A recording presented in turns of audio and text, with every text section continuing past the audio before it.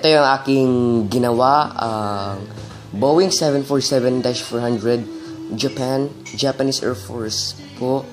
Ito po, kita mo ang ganda ng eroplanong ginawa ko. Ito po, dito yung Japan Air Force. Yan, sakyan ng Prime Minister para sa international flights event niya sa bansa tulad ng APEC or ASEAN Summit or G20 Summit po. Ganun po yun. Ito po, nakikita mo yung dalawang makina niya at meron pa rin sa kabilang pakpak niya. At ito yung buntot niya na may bilog siyang red, pula, yung sabi ng flag ng Japan.